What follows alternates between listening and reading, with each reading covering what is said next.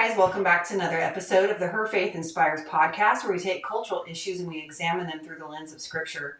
I have a very interesting topic today to talk about, and it's on the topic of narcissism. And of course, I'm not an expert in this subject, but I feel like we either know somebody who is a narcissist, or we run into some online, and or maybe we think we know what narcissism is, and we don't. So I have a guest that has become a friend in the last probably year, and I had Kenza Haddock on about, it has to have been within the last year. I just can't remember because time flies and I get my years mixed up now, it seems.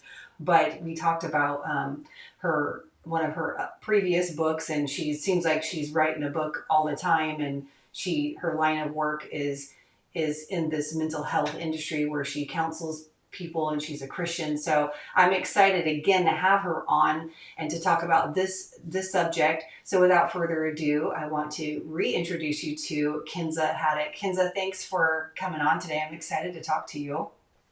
Thank you so much for having me. Yes, it's an absolute pleasure. And yes, this topic is definitely important because we tend to, sometimes I feel like we tend to throw the word narcissist around so much that it can water it down for people who are experiencing narcissistic abuse.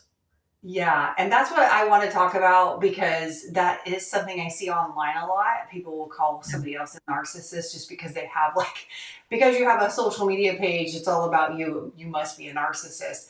But before I have you do that, can you tell us specifically who you are and what you do? Like, I know we both live in South Carolina, which when we first met, we thought that was pretty cool because I moved from California here, and I think you're in the Charleston. Well, you're all over the place, but you're based in Charleston. Correct me if I'm wrong. And I just think it's cool that you're close by. We almost had a meetup in December, but I messed that up with my schedule. So bummed. But we'll have to redo that. We're taking a rain check on that. But what do you do in your everyday line of work? Yeah, absolutely. And so the Lord called me to the field of counseling a little over a decade ago, and so I do both Christian counseling, secular counseling for those who are not in the faith, or those who have been hurt by the church as well, who are close to Christian counseling. But it's both clinical and biblical whenever I do the Christian counseling. So after the Lord called me into the field, um, yeah, He called my husband and I to open a practice, and I mean, He has grown it exponentially. We have a practice. I mean, we have offices all over South Carolina, which I was actually going to reach out to you because we are expanding to Anderson, and I know Anderson's close to Oh, Greenville. So I yeah. was like, oh, maybe we'll meet up again, or Yes. we'll need to meet up this time. And so we try to stay at the same hotel whenever we go up there to in the upstate to visit. But yeah, after the practice took off, the Lord called me to take a step back from like the day to day. I still do more of the growth process with my husband, but just to talk about, he had me step back and write books and travel and just talk about mental health and how we can normalize it so that it's not such a stigma, because there are so many people in the church who are suffering, like you mentioned earlier, in silence, and they feel like, I mean, I've had conversations with people who feel like God doesn't love me because He hasn't healed, a certain chemical deficiency or something like that, because they see it as more of a spiritual issue rather than, hey, we live in a fallen world. We are going to deal with certain things, and it's okay if you have to go to therapy. It's okay if you have to take medicine. It's okay. Just like, we wouldn't look down on someone who has to get a root canal, or, you know, uh, get chemo for cancer. So just talking about mental health in general, and just helping people see it as not as a spiritual failure. It's part of living in a fallen world. Do you what that's such a great thing, because I try to balance that sometimes with when I talk about recently the topics I have discussed are uh, when you're dealing with people who are setting New Year's resolutions with trying to get healthy and things like that. And there are times when people might have some sort of physiological Yeah. defect that interrupts or interferes those goals with those Yeah. goals, physical goals. So they have to Yeah. see a doctor to know, okay, is this something that I just need to fix correct with my eating habits, or do I need to get medication? Right. I've also talked recently about mood swings and emotionalism. Yeah. Sometimes people are bipolar.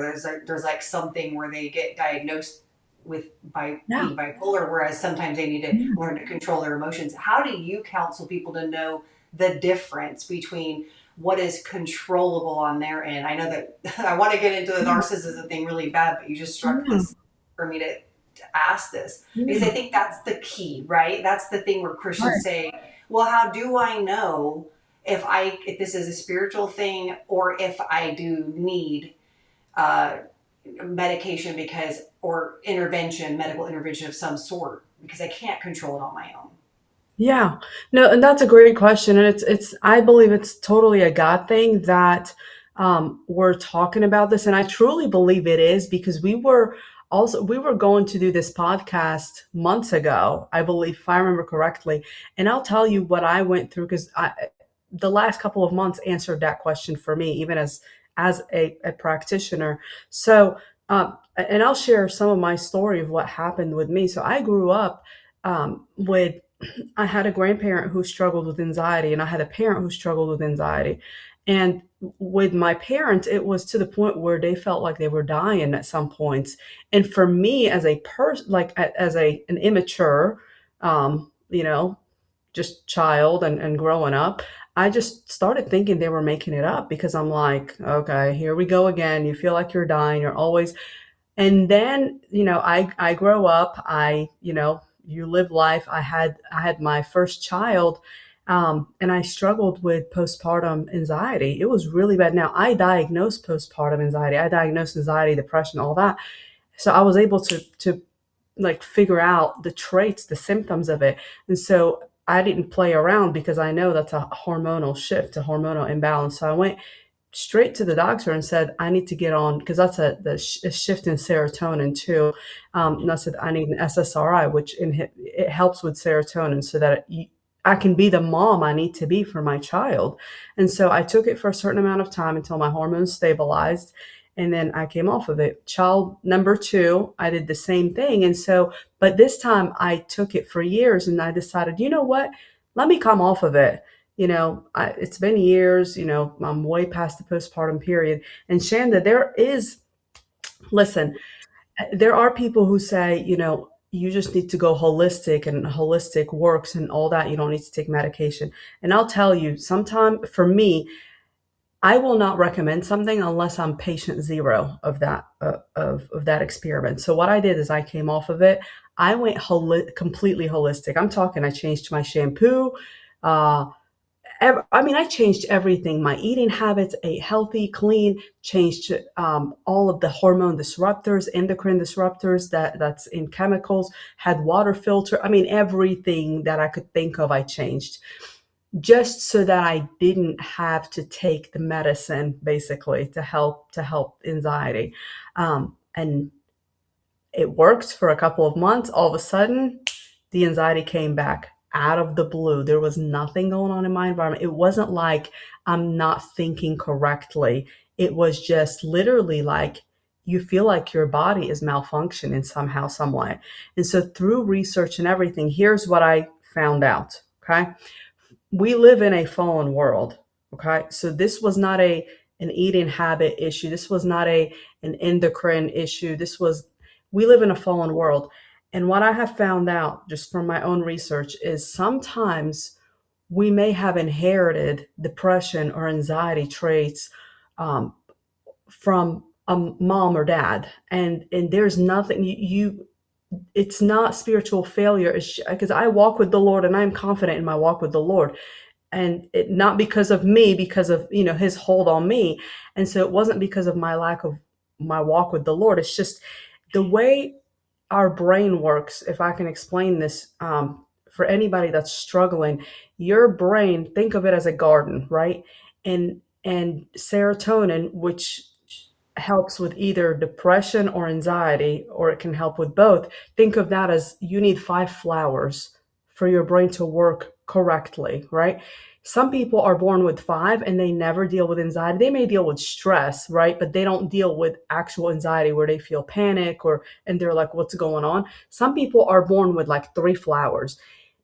There is no amount of positive thinking. Positive thinking is like watering the flowers you already have. Positive thinking does not produce extra serotonin.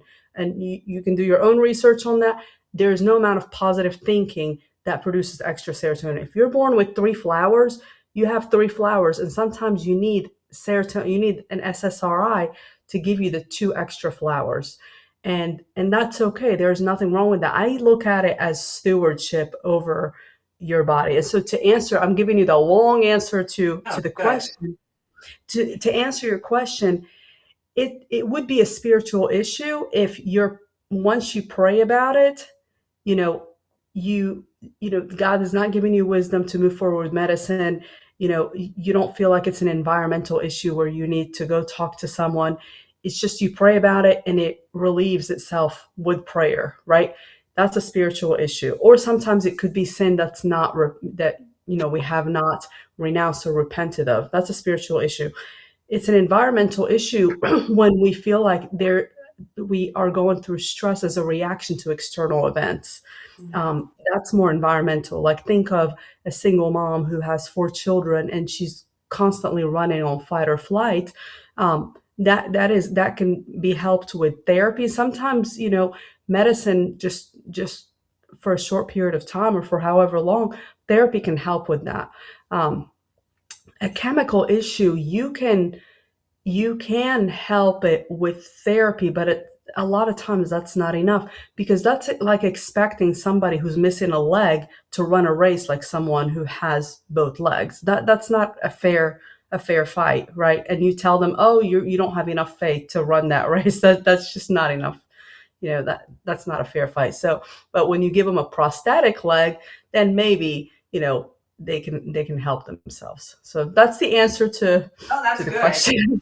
So is there do you guys run a test to see if they have enough serotonin? Because I remember when two of my boys, my older boys, when they were younger, they had like their growth hormone was Yeah. tested because my husband's side of the family has like a failure to grow at some point, and my Yeah. middle child was like super slow growing, and obviously they did testing and they said, yeah, his growth hormone wasn't basically his body wasn't responding to it, wasn't getting enough. So that was affecting his weight gain and height and all that. Now he's taller than all of us and he's good, but he had to have growth hormones to help him for a time. And then my oldest got tested and he was fine with the growth hormone, but they said there was one of his hormones. I don't remember the name of it, but they made me get this epi looking pen thing and saying Mm. that if there is they're saying a tragic accident, like where he's in a car accident, basically, or Yeah. if there's a bombing somewhere. I mean, it has to be like a huge catastrophic event. It wouldn't just be your normal everyday stress. But they said his body would go into shock and he would die because he wouldn't be able to handle it because of a lack of a hormone. I can't remember the name Yeah. of the Yeah. hormone. And so, for me, I'm like, whoa, and as a mother, I'm like, what the heck is this about? Mhm. Because that was never even heard that your body could be missing something like that to help you not be able to tolerate some Mhm. sort of catastrophic event. So do you guys can a patient be tested to say, okay, or is it not that simple sometimes? No, there are tests for sure Okay. that a PCP can order, or we're actually going to start offering what's called a neurotransmitter test. And so with that test, um, what it offers is it tests serotonin, which affects mood. It tests norepinephrine, which affects like whether somebody they lack motivation or not. It tests GABA because sometimes it's like the person is fine throughout the day, but if their GABA or their body doesn't release enough melatonin, they just are not able to sleep, and then it rolls into the next day and they experience fatigue. And I'm glad we're talking about this because sometimes it really is a chemical like a chemical deficiency, and it's okay.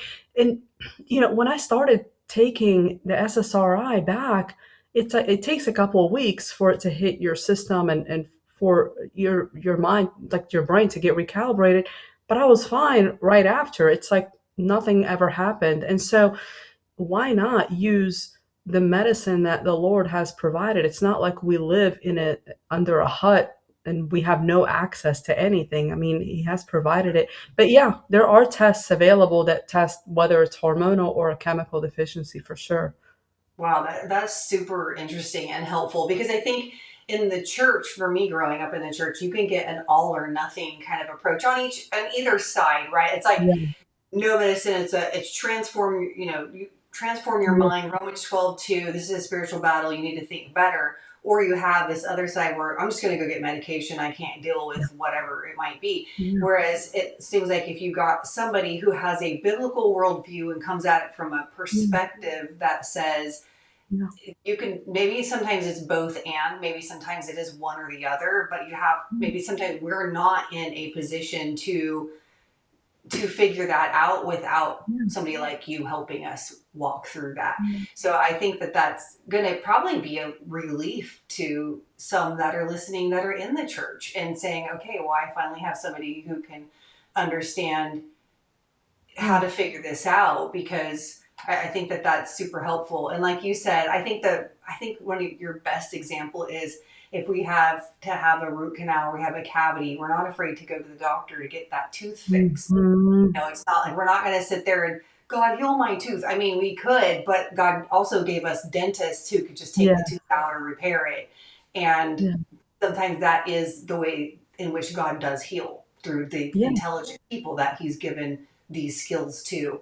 So thank you. That's super great No, information. absolutely. Absolutely. And some people are afraid of how their body's going to interact with medicine. There's also a test that tells you how your body interacts with certain medications, And so like we live in a day and age that is like so far, advanced. And so there is no reason. I think sometimes it's just we don't know. And so, yeah, we can test and figure out if our body will be okay taking a certain medication. Going back to your story about your son, about, if he is in a certain stress, if he experiences a certain stressor, like a hormone just would not release. I found that out because I took a test and I found out that if I'm under so much duress, there is a chemical that helps you sleep. That literally, for me, it becomes paralyzed, and so it explained why I will experience insomnia if I'm under so much stress, because it's just something that is genetic. It's not something that. Yeah, I mean, I've prayed, I have stayed up at night and said, Lord, you give your beloved sleep. He also gives us wisdom. So, Yeah, yeah. that's true. Yeah, I do feel like my dad's side of the family, they are the most anxiety ridden people. And part of it is because they don't think well. But the other part is maybe maybe genetics. But I'm like, I don't want that gene because, it's like, but it's like his mom, his sister, it really, you can see a pattern on a familial pattern at sometimes, and maybe Yeah. that is something to consider for people struggling through it. So Yeah. narcissism, and this Yeah. is so interesting because I've actually looked this up not too long ago because of a circumstance in life, not personal, but for somebody that I know, and trying to understand. She was diagnosing somebody as a narcissist. So I was like, I want to see if this is true.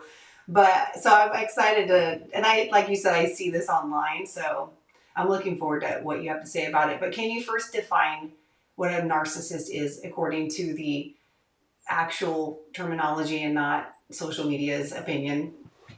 Yeah, for sure. So a lot of times I think a lot of times what people mean when they label someone a narcissist, I mean, unless it's a full-blown narcissist, is this person has narcissistic tendencies. But really, for someone who meets the clinical criteria for narcissistic personality disorder, it's a personality disorder, which means, the prognosis is pretty slim, from a clinical standpoint. And so, for someone to meet that criteria, they have to have a certain number of symptoms, and these symptoms are an exaggerated sense of self, an obsession with being the best at something, whether it's the prettiest, the most powerful, the richest. And I'm not talking about a spirit of excellence, because a spirit of excellence is submitted under God's authority. This person wants to, they feel like they have something to prove, because they believe they are special with respect to everyone else.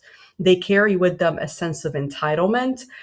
They have a hardened heart, and they truly believe they're entitled to whatever they want. And if you get in their way, they will take you out, whether by gossiping, by slandering your name, by lying about you. They'll do anything and everything if they feel like you're in their way. You're getting in their way to them meeting their actual goal. And there are other symptoms that carry with this, but you'll see that there's like a lack of empathy with them, and that hardened heart is for sure a telltale sign. Now, they don't show the hardened heart when they're trying to get in a relationship in the beginning, hence unmasking them. You have to unmask them. But sometimes you'll see it in somebody who's like more an in your face narcissist. So you said somebody can have narcissistic tendencies, but doesn't make them a narcissist because it's pretty, the number of narcissists, I guess, is not as many as we think that there are. Yeah. Uh, do they have to check like so many boxes? Like it's like, here's 10 boxes that describe a narcissist. If you meet 8 of them, you're not, like, how do you guys determine that then? Yes.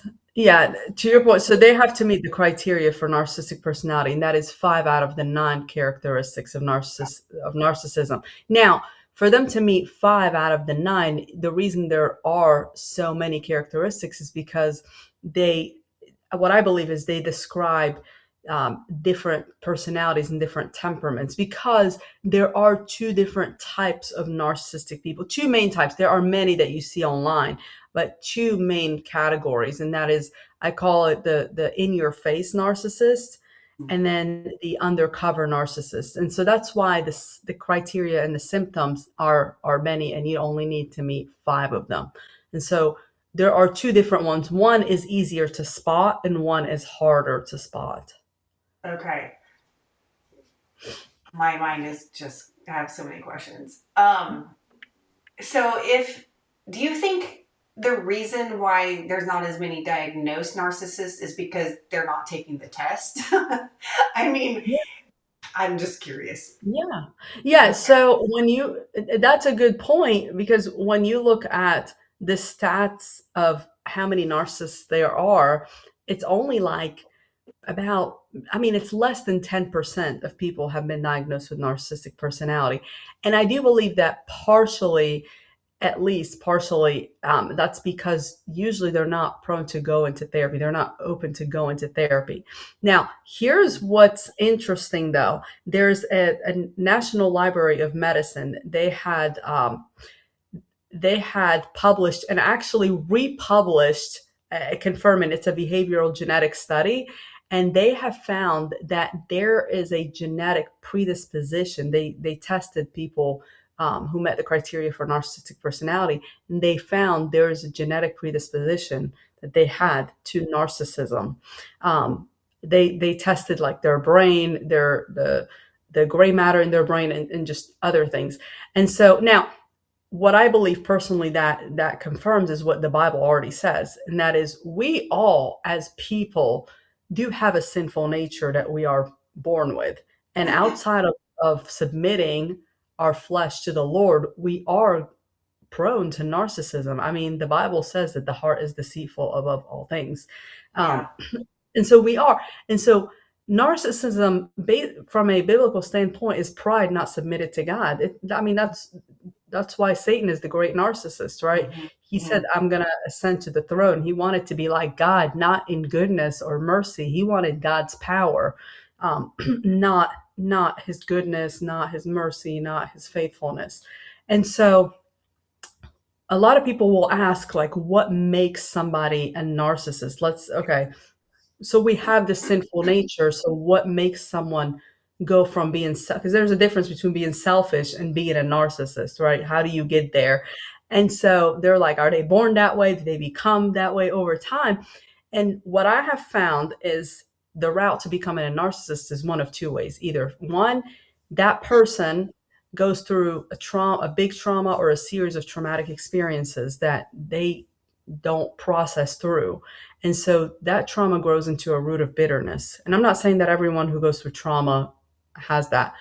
This person, you know, they let it fester and it grows into a root of bitterness, and bitterness breeds insecurity.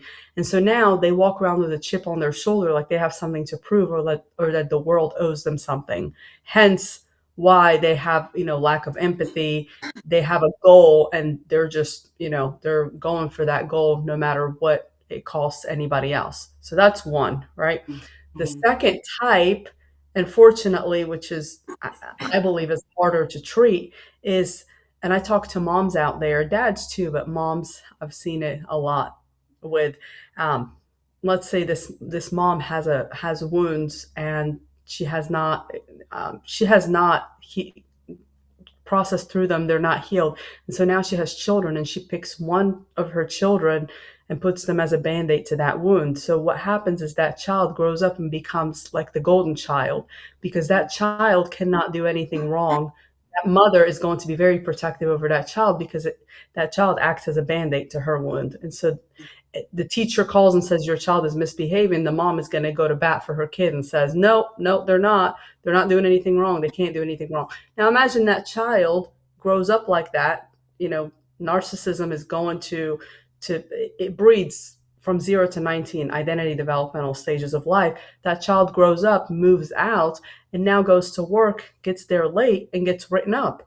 And now they're throwing a temper tantrum because, what do you mean you're writing me up? I'm used to getting what I want when I want. Now that child gets into a relationship, and the other person feels like it doesn't matter how good I treat them, it's still like subpar. And that's because they're used to being the sun, and everything revolves around them. And so, yeah, their reality doesn't match the true reality. So you're saying, or are you saying that by 19, somebody probably developed that narcissistic Yeah. personality or behavior? Okay. Yes, for sure. Yeah, it develops during identity developmental stages. Yeah. Okay, that makes sense. That makes sense. I find that to be super interesting because even when you look at worldview development is between the ages of 0 to 13. By the time they're in their teens and 20s, they test what they believe in their worldview. And so, but it's actually becomes solid later on in life. So I find that to be around the same time as their worldview is developing, their personality is developing, and identity is coming together. It's very in line with that research that Dr. George Barna does too. Yeah. Yeah. No, for sure. And that's why it's so important, even as parents, for us to, yes, I love my kids, but my job is not to point them to me. It's to point them to Jesus, because, they're going to answer to him. And so as much as I love them and I want to keep them in the nest, I have to be willing to discipline them.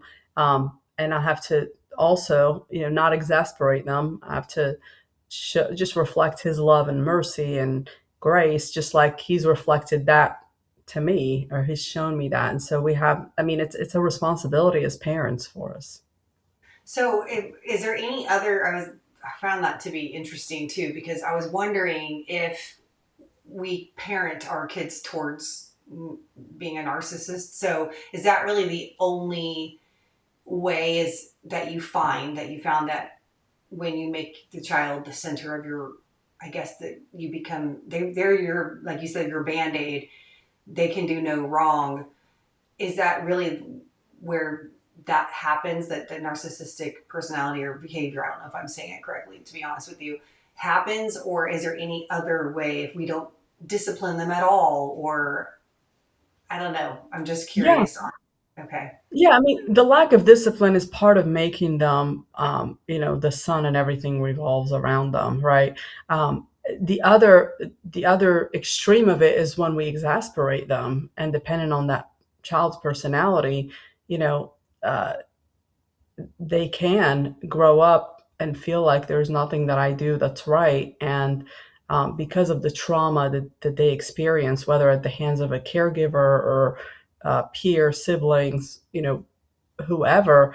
um, yeah, they can grow up with that. The trauma portion, it can be easier to treat because it's masked hurt. Mm. Whether whether it's one trauma or a series of traumatic experiences. But on the other extreme, whenever you treat somebody like essentially like they're um, I mean, they don't do anything wrong, they're going to grow up and believe they are God in their own eyes. I mean, they may not say that, but they're acting like it. And I mean, think about when they have to submit to God, that's going to be very, very difficult for them. And that's where I see um, narcissistic abuse come in. Because usually when somebody has been abused at the hand of a narcissist, one of the first questions they ask, apart from what makes somebody narcissistic, is like, where did I go wrong in that relationship? And I always say, hey, listen, it's not that.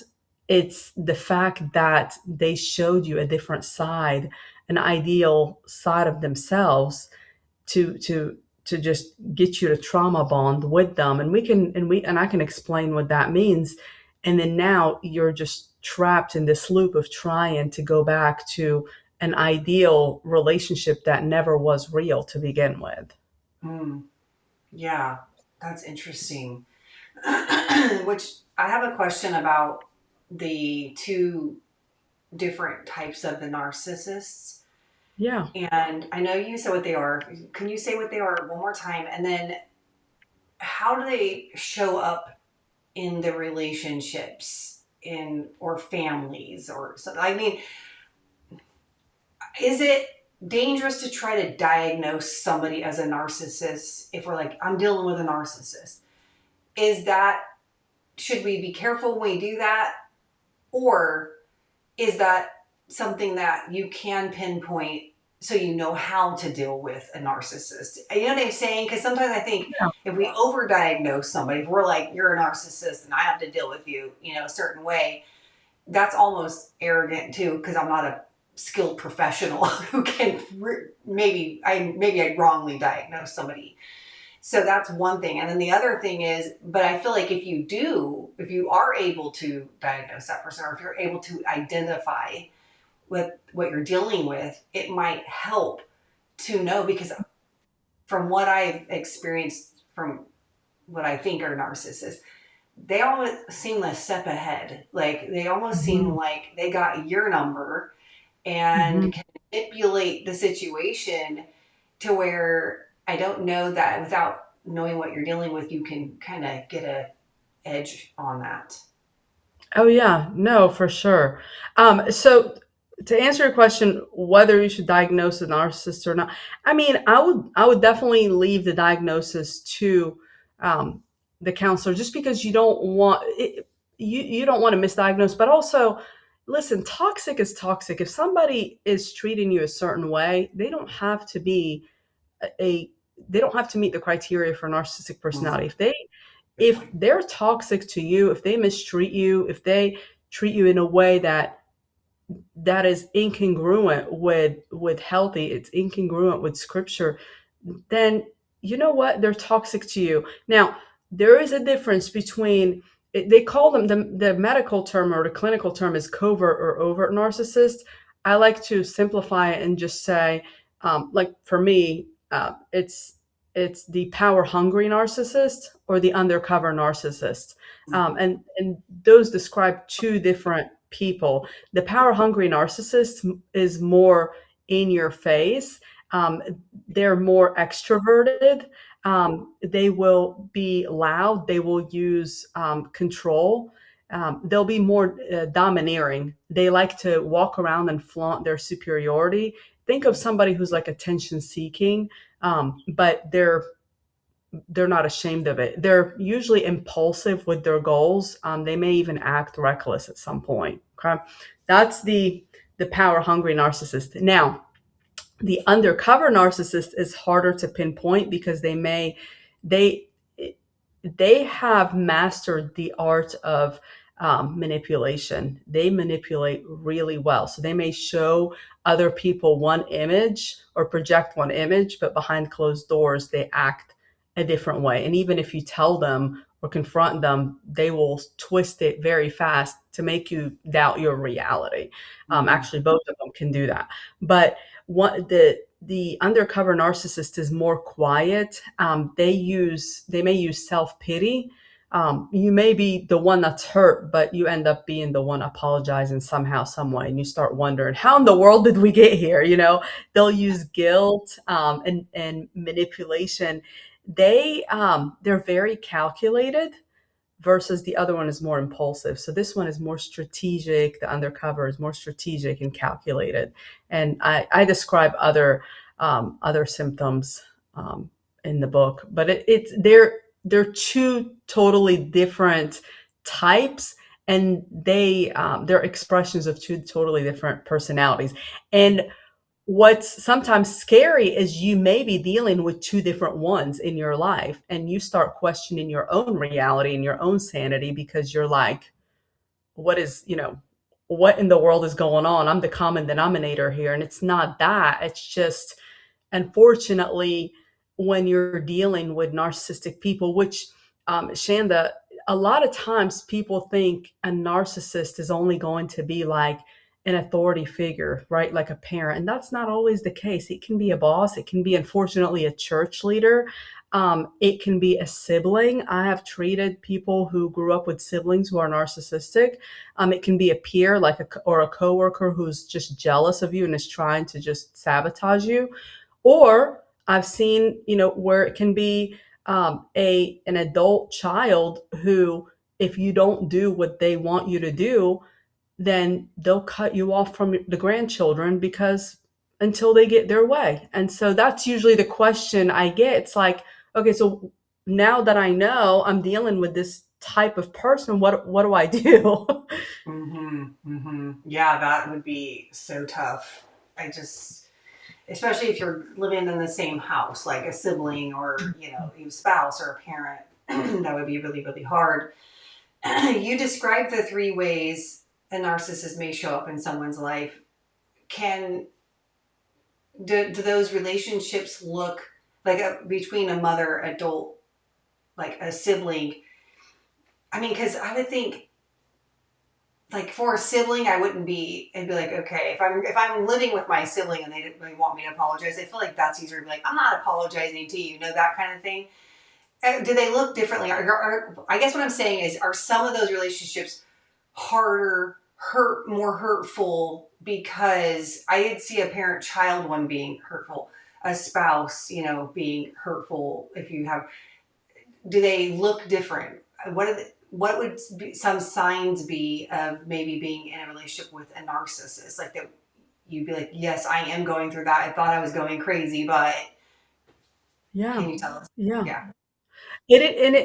I'll add this. It is very common for a narcissistic person to twist the table and call you a narcissist. I've been in situations professionally, where I've had patients say, "I'm coming in to treat narcissism," and I'm like, after I hear what's going on, first of all, you never get that from a true narcissist. They don't just sign up and say, "I'm here to be treated for my Unless they're narcissism."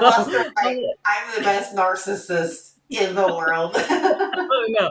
I'm like, okay, tell me what's going on. And then after you hear, you're like, how in the world? No, you literally got convinced of a diagnosis you don't have. And so, what I have also seen is people usually, until they heal narcissistic abuse, they will attract certain patterns. That's why I wanted to include the ways they show up in your life. If you grow up, you'll see, if you grow up with a sibling who's a narcissist, because you feel like you didn't get that approval, not that, yeah, and I know an approval from a sibling is different from approval from a parent, but there's still that sense of belonging that God has put on the inside of us, right? And so if you felt like your sibling always isolated you, you're gonna, until you heal that wound, you're gonna find that you attract friends or even gravitate toward coworkers or other peers who are similar to that sibling. That's why it's so important that we recognize and we heal that wound. And part of healing that wound is recognizing that, not in an arrogant way where they're the problem, but hey, listen, I've got to deal with just the need that was not met through that relationship so that I stop gravitating toward the wrong and wrong people or unhealthy people.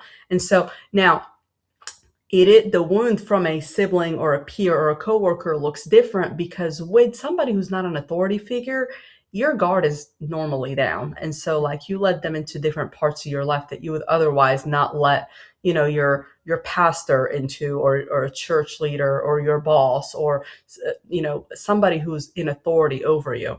A parent, unfortunately, the enemy uses parents or caregivers, whether it's an uncle, aunt, just somebody in authority over you during the identity developmental stages of life. Now, I know adults who are still dealing, adults who are successful, from just a worldly standpoint, who continue to deal with parents who are narcissistic. Like, imagine, like, you know, this person goes into like to dinner at the parent's house, and the parent is constantly comparing them to their sibling or comparing their spouse to the sibling's spouse, and that's just very toxic. And so when it comes to that, or sometimes even other relationships where it's like I call it with a protege, with somebody who you are mentoring, or I've seen it where parents are in a relationship with a narcissistic child, and that child has been like that ever since, I mean, from the beginning.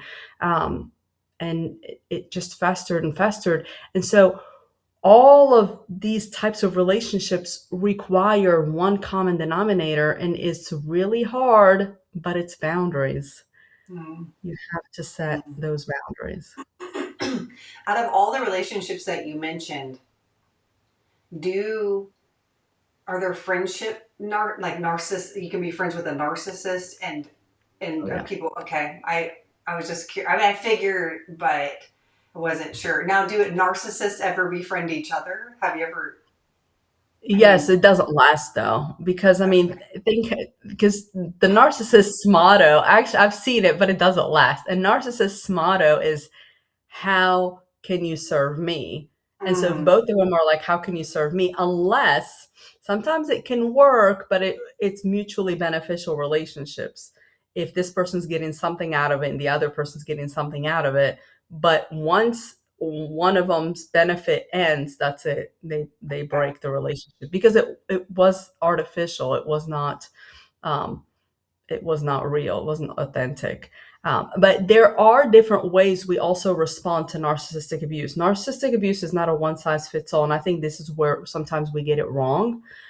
We believe that, the way you would respond to narcissistic abuse is not going to be the way I respond to narcissistic abuse, because we have two different personalities, two different temperaments. We were all created in God's image, but we're all different people.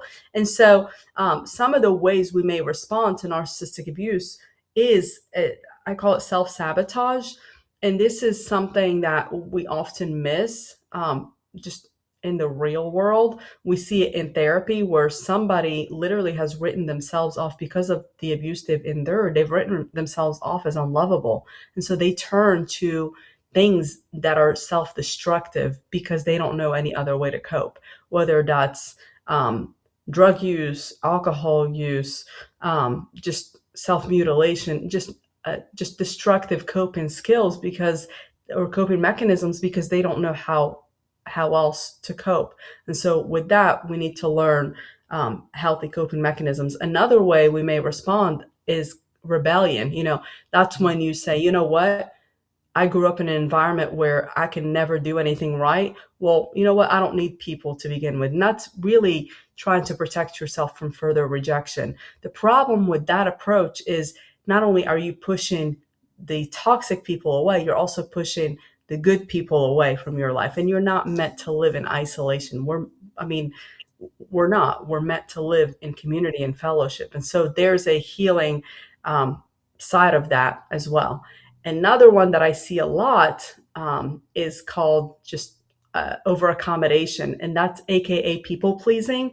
The people pleaser's motto is, how can I serve you?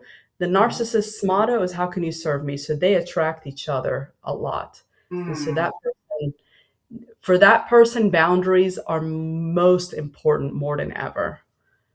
Wow, that's super interesting. So they're a good fit. Just kidding. Oh, I'm a people pleaser. unfortunately, I mean, They're- they really are. And I yeah. tell people, I'm like, listen, it doesn't matter which cycle you end up in as a result of narcissistic abuse. Listen, boundaries are crucial. I remember when I first learned how to set boundaries, I felt so bad. I would Mm. literally feel bad for standing my ground. And that's what I tell people. I'm like, listen, it's going to take time for your brain to recalibrate. If you're used to letting people walk all over you, and the first time you say, "Hey, listen, I don't appreciate the way you're talking to me.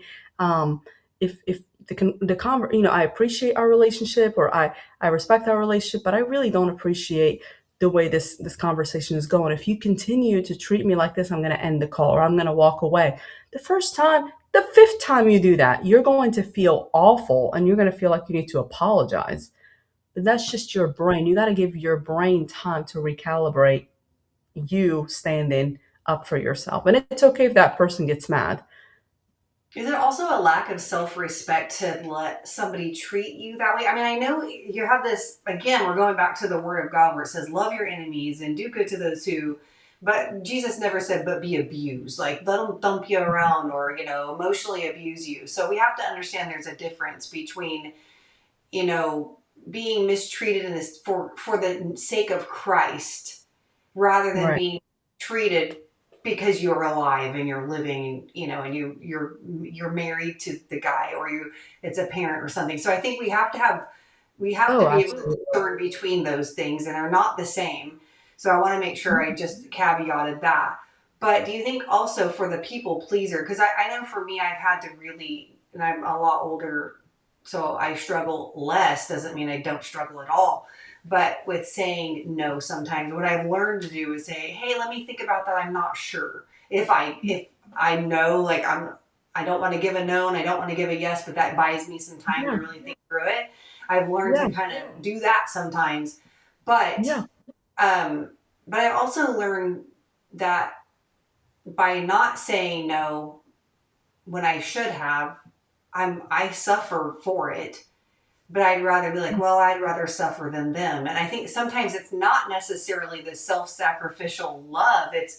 It's more like I don't want to be disliked, or I'm not good enough as I am. I'm not even good enough with a no, so I might as well just say yes to try to buy this person's approval. And I think Yeah. that can be read as sometimes not having enough self-confidence. Would you agree Yeah. or no? Oh, absolutely. I mean, and the way you put it is perfect. You, by not doing that, you're trying. It's an attempt, it's a self-striving attempt to buy that person's approval, but it keeps your cortisol level high because you're constantly like in that hamster wheel. You're trying to work your way to it. You know what's interesting though, um, or also really boundaries were instituted by God. They're not a foreign concept. They're not a therapy concept either. In Genesis, when God put man in the garden, he told him that he can tend the garden, but he also said that you can eat from any tree except for the tree of knowledge and of good and evil. That's a boundary right there. That's And good. Jesus later on said, "Let your yes be yes and no be no." And so that's a boundary, like let your Yeah. yes, and it's harder for us to practice, but it's also good. It starts with recognizing, why is it that I have a hard time saying no to people? Why is it that I have a hard time, when I say no or I put my foot down, that I feel awful about it, or I feel like, oh, did I do something wrong? And that's because our brain has been trained from like a certain age to just get approval. That's because we have that sense of belonging that we need filled, because I mean that the Lord created us with those needs, but sometimes we try to fill them in the wrong way.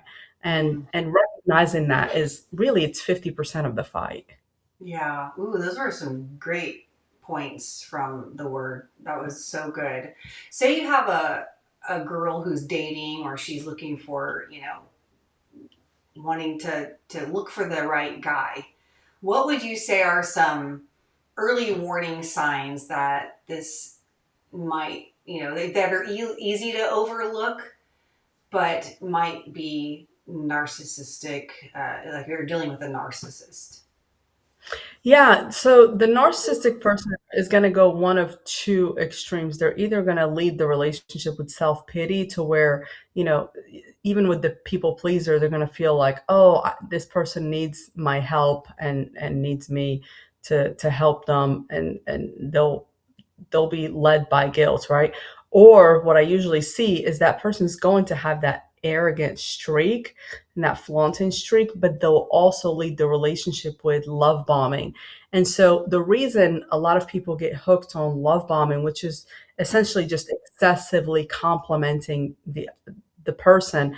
And so, for example, if I was the narcissist, right, if I was this guy, sometimes it can be a woman too. Um, and I'm trying to get with somebody, right? Let's say I'm this guy and I find this woman. Usually they prey on somebody who has low self esteem, because here's why.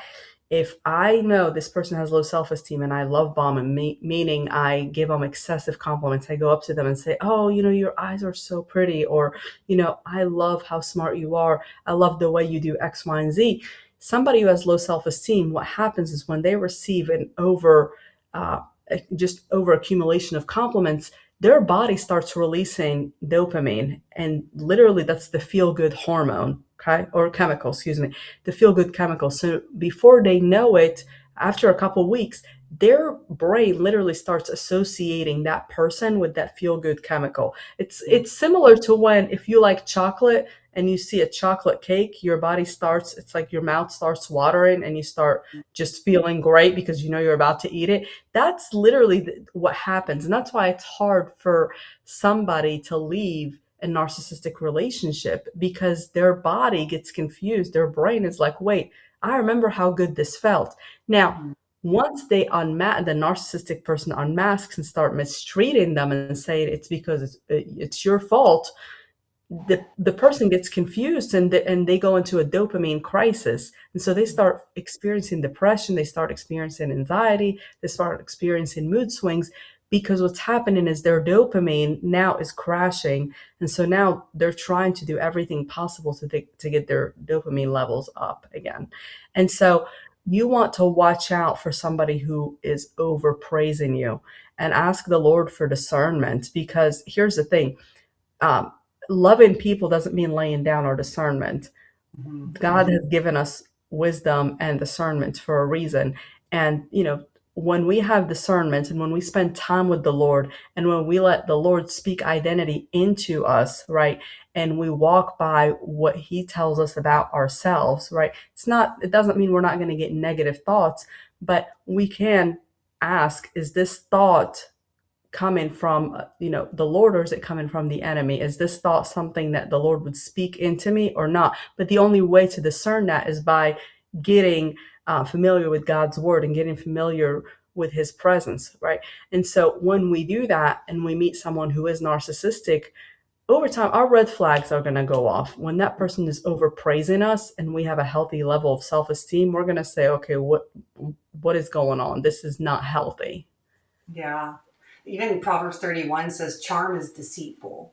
Like there, Hmm. and I was even reading a couple weeks ago where it said flattery for the flatterer, somebody that they spread a net for themselves because it's not real, it's not genuine. And eventually they're going to reveal themselves. That's the net. The net is they're going to get caught up into the flattery because not it's not Yeah. a genuine compliment. It's not genuine love for the other person. And Yeah. you will see them for who they really are. And I thought that that was so interesting when you're talking. It reminds me of it.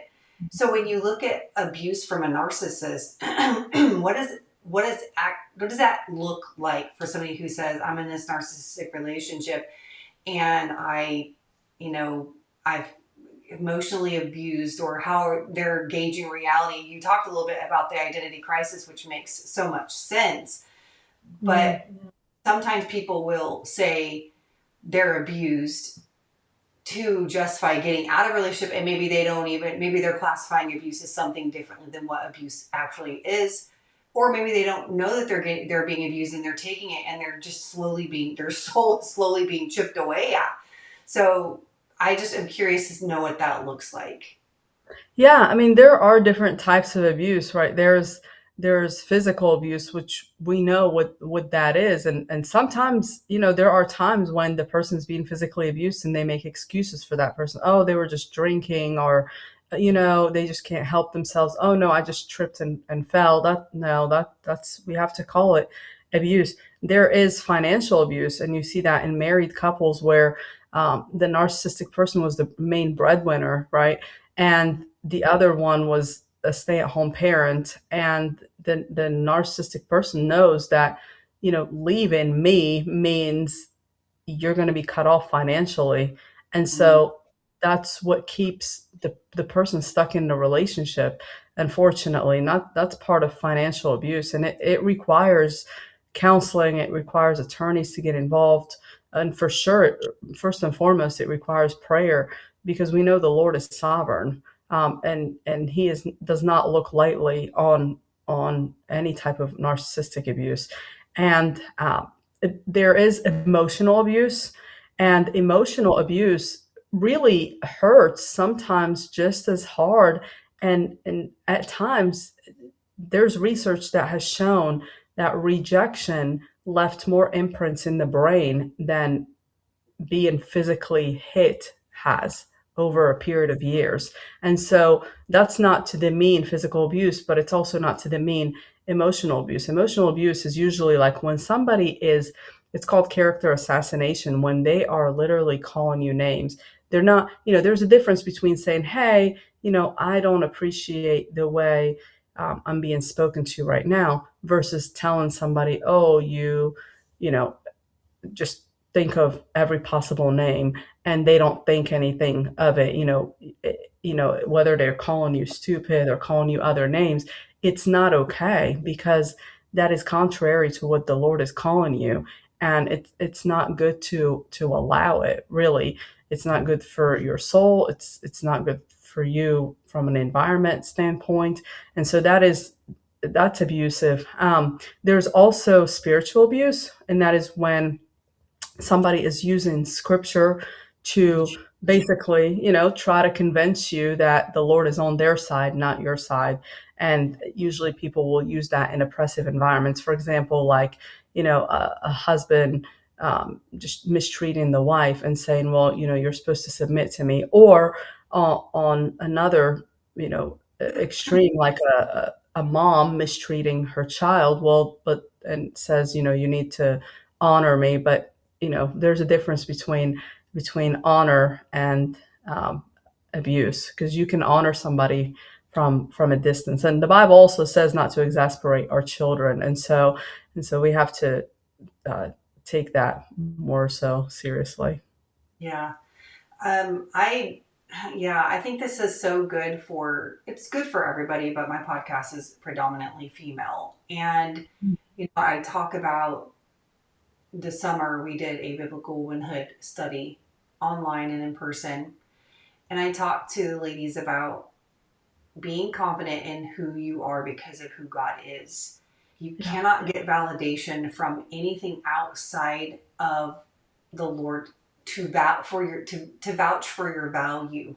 Now it could be like, so we vouch for, like, I look for my degree to show me that, hey, I have the skills to teach, and so that helps me when I'm looking for jobs, or whatever it might be, for credibility. But when I'm talking about my identity, when I'm talking about Yeah. self-worth, there's nothing else that I can do to Yeah. either be less valuable or more valuable, because God created me in his image. And as a woman of God, there's value in that, just because that's who God made me and because of his design for our lives. And so when we look to like the love bombing and getting validation from a man's accolades, or, oh, you're pretty, oh, I am pretty, those kinds of things, then we will, if they're spreading a net with their flattery, we also don't want to get caught up in that. And I Yes. think it starts with knowing, like you said, our identity in the Lord. So for anybody who is like trying to heal from this, or wondering if they ever will heal from it, or what to do, what would you suggest to either women in a relationship like this or healing from a relationship like this? I would definitely say you can't do it alone. This is not a healing process that's meant for just solitude or, first of all, know that the Lord is walking with you. Yes, the Lord also has given us community, people who are there with and for us. And so a lot of times a narcissistic relationship, whether it's parent, uh, husband, peer, child, they isolate us because we start feeling like, because a lot of times you'll see this, the person who's being abused, they're usually protective of the narcissistic person. And so it takes a lot of people saying, hey, look, that's not healthy. And so that's why we need community and we need fellowship. And also, I would say, I would encourage counseling. There is, narcissistic abuse counseling, and for sure, talk to somebody, a professional counselor, about that, and go through the process of that. And it'll include setting boundaries. It'll include forgiving without having to reconcile, because that's not always possible. And also, there are things that you may need to. It's going to take a lot of work. However, on the other side of it, it's worth it. But for sure, don't give up on community and fellowship, because there's strength in numbers. Yeah, that's so good. This was so interesting, Kinza. I love that we got to talk about this today. I think it's probably more prominent than, like I said, people, like you said, narcissists aren't going to get diagnosed, but there are probably people dealing, even if they're just dealing with tendencies. So how Yeah. do I navigate that? So I think this is great. Can you tell us again what the name of your book is and where we can find you and follow you? For sure. It's called Unmasking Narcissism, and it's exposing and breaking free from hidden patterns of abuse. So it's Unmasking Narcissism.